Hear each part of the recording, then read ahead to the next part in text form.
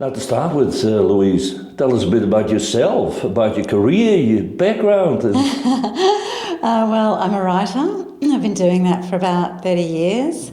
My background before that was in the visual arts. So, of course, one of the really strong strands of my practice is writing about art. But I've also written biography and family stories and everything. I've done a lot of freelance journalism. I've done a lot of stories about animals and nature. I guess I follow my interests. Now, you say visual art, and I almost think visual is very different than writing, isn't it? Or can you turn writing into an element of visual? It's a translation of the medium, I think you're right. So I guess what I have always tried to do is, a lot of people find visual art quite intimidating. So I guess I try to be the intermediary. I try and help them see what the artist might want them to see. Yeah.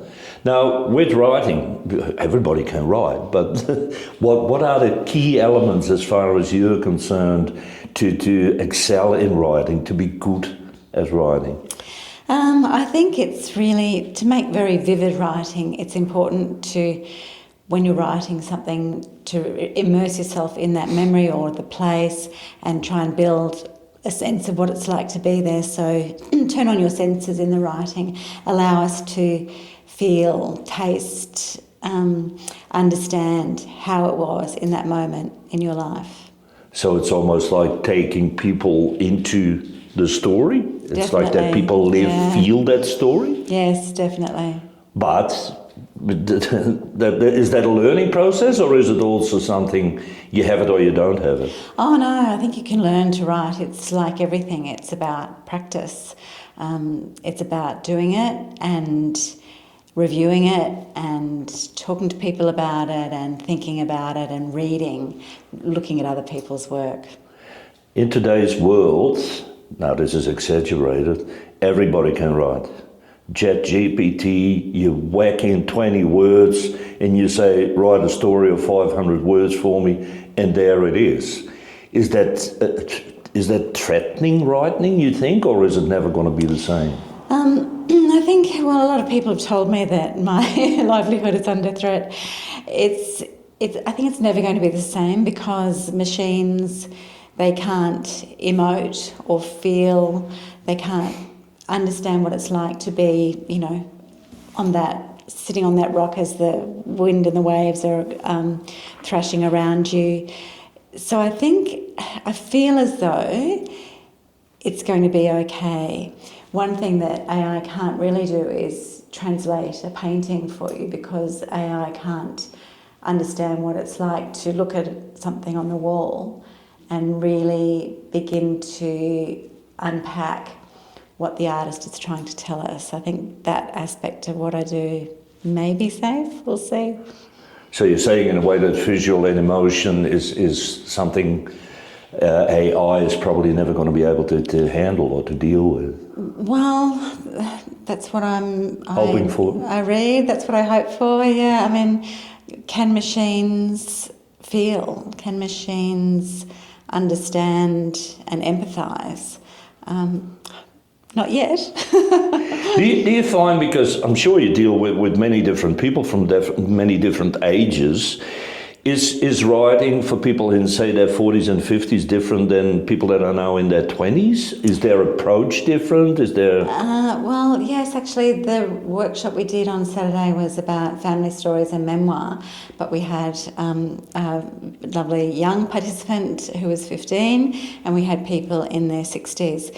And some of the readings that I prepared really talk about how, with memoir anyway, by the time you get to your 40s, you can look back and see some patterns in your background, so you can begin to detach and begin to process them in a way that you maybe couldn't when you were younger. However, I always encourage people to journal and to write, and our youngest participant wrote really beautiful things about how she felt right now, which I think will be really valuable for her to look back on when she's older. Is it also you think that younger people now are a bit more deal different with their emotions, like where older people would more hide their emotions, even than if it came to writing, where younger people are not shy to express that? Is that? I don't know. I think it's a really individual thing. It's about familial background and a cultural background, your heritage. I don't think we can really generalise about that. I had a cold 2 weeks ago, the end of it. This is why editing is good.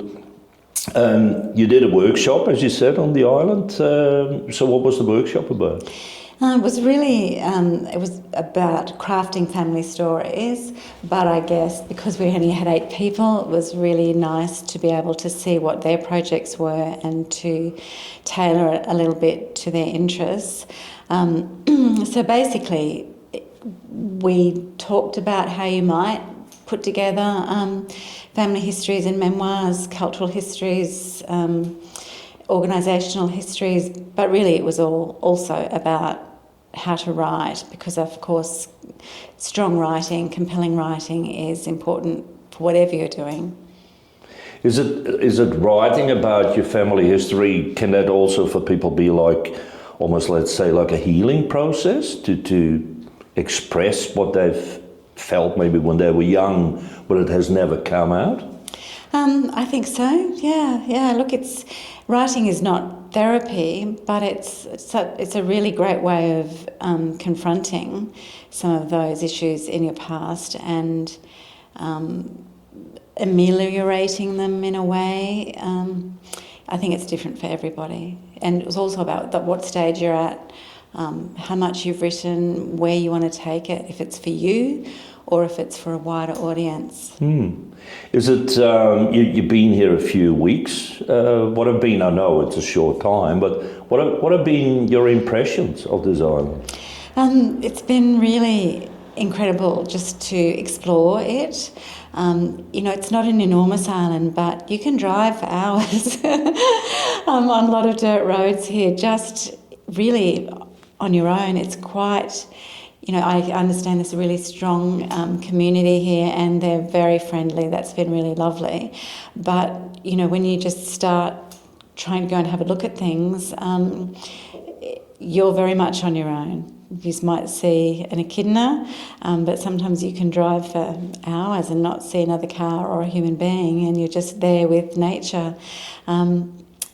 So I guess what I was doing while I was here was doing a bit of research about some of the history, and even in 2025 feeling isolated, you just can't imagine how it was 200 years ago for the people that were here. Sometimes 1 or 2 people on their own. So if I asked you now to write a story about King Island, about your time here, what would a heading be, you think? What would you pick as a heading for it?